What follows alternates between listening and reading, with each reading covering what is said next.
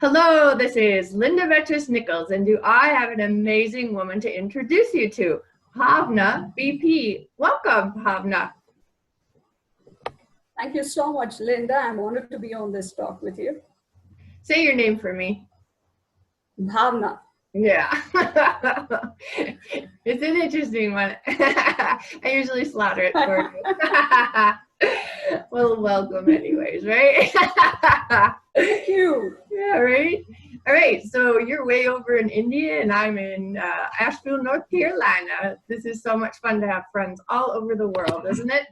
Oh, that's such a fantastic thing, right? This internet. Yes, yes, yes, yes.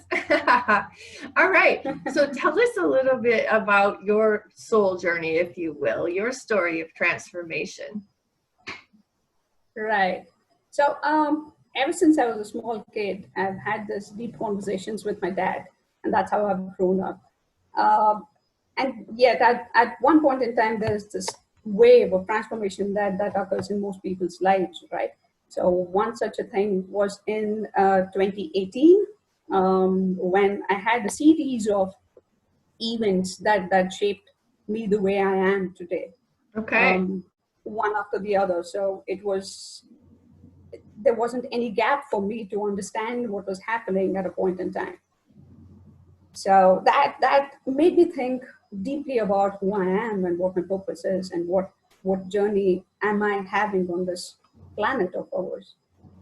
So yeah, that was quite shattering, in most ways. Mm-hmm. And yet, in a lot of ways, it was deep, and it made me understand myself Right. better than ever before. To lose your father, you're saying? Yes, one was to, get out of job, one thing. And then I lost a very dear friend of mine. We had a great soul connection between us, Mm-hmm. and that connection kind of drifted away. Oh, yeah. Then after that, there was the event of death, right? So all these three things, one after the other, there was a lot of emotional turmoil, Right. It does. It and I forces you call it. to. Go ahead. Yes, yes, yes, Forces you right down yes, there, doesn't it?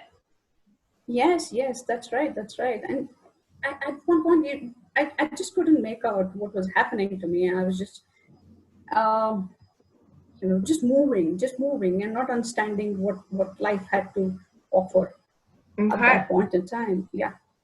So then what shifted you and leading you to what you're doing now?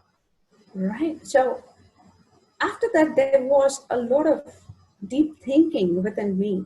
And I had to understand why I was feeling the pain that I was feeling, why I was acting the way I was, because there was a Right. lot of pent up anger. Uh, there was a lot of things. There was a lot of negativity in me, which came forth, and I kind of just allowed it to pass because I Okay. felt it. I felt each and every one of those emotions, and then uh, I did not want to force it away from me. So Uh-huh. I took it all in, and that made me question, who am I? Hmm. And there's this one movie. I mean, everybody knows about the Lion King, right? I was Yeah. Yeah, I love that movie. So Me too. I was 6 years old when it was released, and I watched it with my dad. And it has such a deep impact on me. And the only question that kept coming to my mind at the point in time was, remember who you are. Right. And that was profound for me.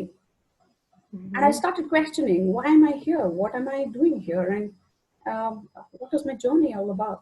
What is Right. it that this pain is trying to teach me? Nice. I love it. And what was it? Yes. So I understood some deep, dark secrets about myself. Okay. And during that journey, I felt that these experiences that I've had have taught me one very, very great thing, that you should always set boundaries, healthy boundaries, without too much of an involvement, with uh, the mundane things that happen. And then you have to love yourself first before you actually love someone else. Right. Yeah. And so that created a lot of healthy atmosphere around me when I started understanding that. And it gave me more confidence, and my self-worth and esteem also increased because of that. Yeah, absolutely. I love it. Ah, and you have a little girl, don't you? So you were able to like pass, yeah, that love of self and higher self-worth and self-esteem on. So Yes. it's great to do that in your work because it creates such a beautiful legacy for our children, right? Yes, yes, and it's good. We probably learned it the hard way, and after so many years, right? And it's good. But once we've learned and understood what it is about, Mm-hmm. it's good to pass it on to them at an early age. Right?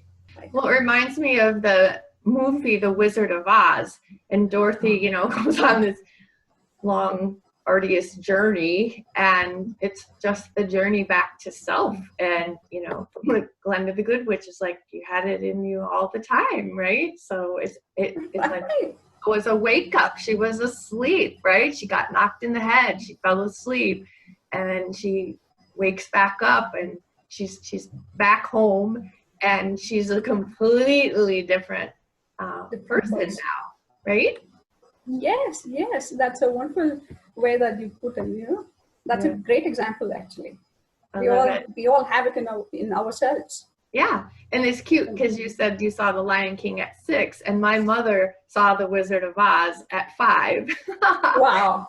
She really freaked out about those monkeys, man. And talk about cellular memory. She takes me to the zoo at, I don't know, 15 months or something. I was still in a crib, and then I had a wicked nightmare that monkeys were all over my crib, and right? And so I was holding her fear, her cellular memories that monkeys, will take you away, right? And it's really interesting how that works too. I'm writing my memoir, and that's Great. one of the stories in there. It's like, it's not my shit, Mom, it's yours. I'd love to read that. Oh yes, of course. That would be awesome. I'd love your feedback. All right, my dear, thank you so much. I always love chatting with you. My pleasure completely. Bye-bye.